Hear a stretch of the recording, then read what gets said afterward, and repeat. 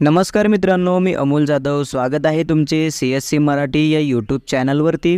मित्रांनो, आजच्या या व्हिडिओमध्ये आपण बांधकाम कामगार योजना यासाठी जे 90 दिवसाचे काम केल्याचा दाखला जो लागतो, तो दाखला आपल्याला कुठे मिळणार, त्याची लिंक कुठे मिळणार आणि मिळाल्यानंतर तो 90 दिवसाचा जो दाखल्याचा फॉर्म आहे, तो फॉर्म पेनाने कसा भरायचा, सही कोणाची घ्यायची, संपूर्ण माहिती आपण आजच्या या व्हिडिओमध्ये जाणून घेणार आहे.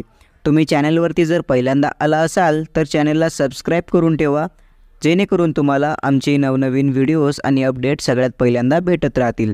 तर चला व्हिडिओ सुरू करूया.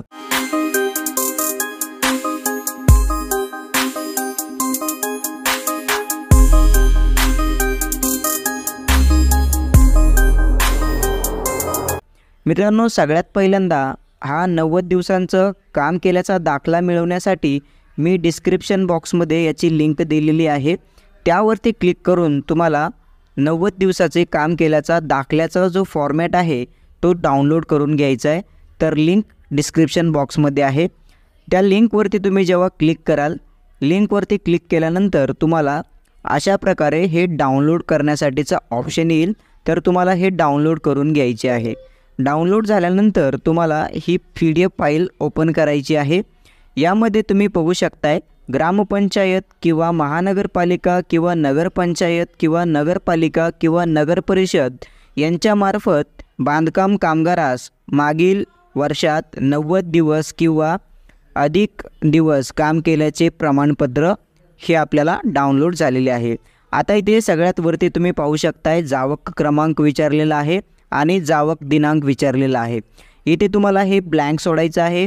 जे काही अधिकारी तुम्हाला सही देणार आहेत ते इथे त्यांचा जावक क्रमांक आणि जावक दिनांक लिहितील.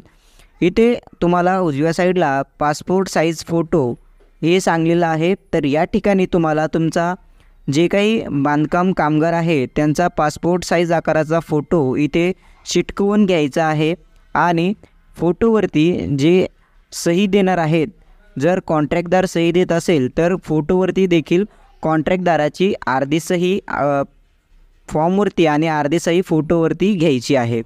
त्यानंतर ग्रामपंचायत किंवा महानगरपालिका किंवा नगरपंचायत किंवा नगरपालिका किंवा नगरपरिषदेचे नाव तुम्हाला इथे टाकून घ्यायचे आहे. त्यानंतर अधिकाऱ्याचे नाव या ठिकाणी तुम्हाला इथे सही कोण देणार आहे, हे 90 दिवसाचं सर्टिफिकेट कोण देणार आहे, त्या अधिकाऱ्याचं नाव तुम्हाला इथे लिहायचं आहे. त्यानंतर त्यांचं पद लिहायचं आहे. त्यानंतर तालुका लिहायचा आहे आणि पिनकोड लिहायचा आहे.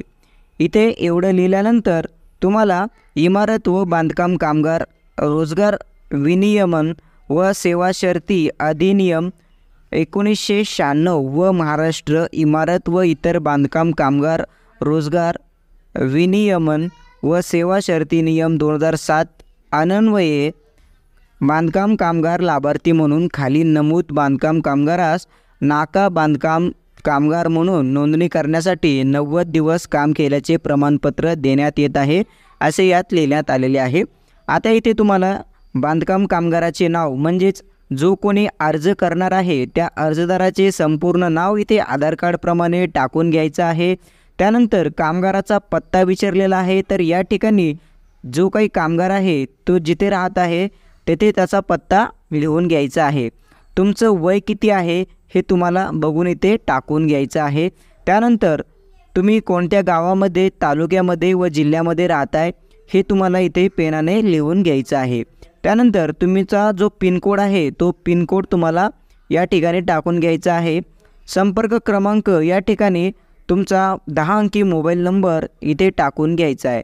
त्यानंतर तुमचा कामाचा प्रकार किंवा स्वरूप विचारलेला आहे. जर तुम्ही नाक्यावरून बिगारी कामासाठी जात असाल किंवा बांधकाम कामासाठी जात असाल किंवा इतर तुमचे दुसरे कोणते काम असेल तर तुम्हाला इथे ते पेनाने लिहायचे आहे.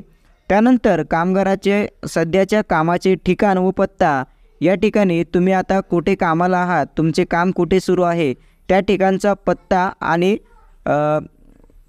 या ठिकाणी तुम्हाला जिथे तुमचं काम सुरू आहे तर त्या गावाचं नाव, तालुक्याचं नाव आणि जिल्ह्याचं नाव तुम्हाला इथे पेनाने लिहून घ्यायचं आहे. त्यानंतर तुम्हाला पिनकोड विचारलेला आहे तर तुम्हाला पिनकोड देखील इथे पेनाने भरून घ्यायचं आहे.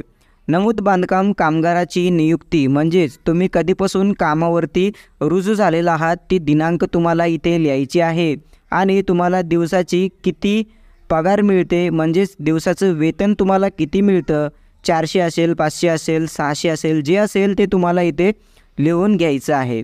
त्यानंतर खाली जो तुम्ही बघू शकताय मागील वर्षात बांधकाम कामगाराने 90 दिवस किंवा त्यापेक्षा अधिक दिवस काम केल्याचा तपशील या ठिकाणी आपल्याला एक चार्ट दिलेला आहे. तर यामध्ये तुम्ही पाहू शकताय 1, 2, 3, 4 असे कॉलम दिलेले आहेत. यामध्ये सगळ्यात पहिला कॉलम आपण बघूया, नियुक्त्याचे किंवा ठेकेदाराचे किंवा विकासाचे किंवा मालकाचे नाव. तर तुम्हाला जे कोणी हे सर्टिफिकेट जे देणार आहे तर त्यांचे तुम्हाला इथे या ठिकाणी नाव टाकून घ्यायचे आहे. त्यानंतर दुसरा जो कॉलम आहे त्यामध्ये नियुक्त्याचे किंवा ठेकेदाराचा मालकाचा पत्ता. तर इथे तुम्हाला हे सर्टिफिकेट जे देणार आहेत त्यांचा पत्ता इथे टाकून घ्यायचा आहे. त्यानंतर मोबाईल क्रमांक या ठिकाणी हे जे सर्टिफिकेट तुम्हाला देणार आहेत त्यांचा मोबाईल क्रमांक या ठिकाणी तुम्हाला टाकून घ्यायचा आहे. त्यानंतर कामाचा कालावधी या तारखेपासून कोणत्या तारखेपर्यंत तुम्ही त्यांच्याकडे कामाला आहेत तर हे तुम्हाला इथे टाकून घ्यायचे आहे. त्यानंतर नियुक्त्याची किंवा ठेकेदाराची, विकासकाची किंवा मालकाची सही तुम्हाला या ठिकाणी घ्यायची आहे.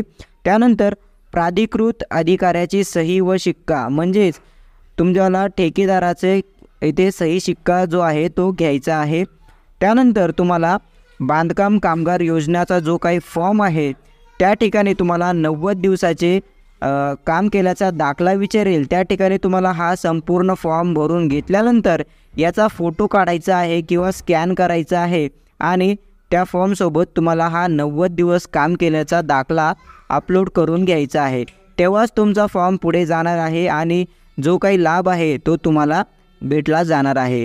तर अशाच नवनवीन व्हिडिओज आणि अपडेटसाठी CSC मराठी चॅनलला सबस्क्राईब करायला विसरू नका. धन्यवाद. जय हिंद.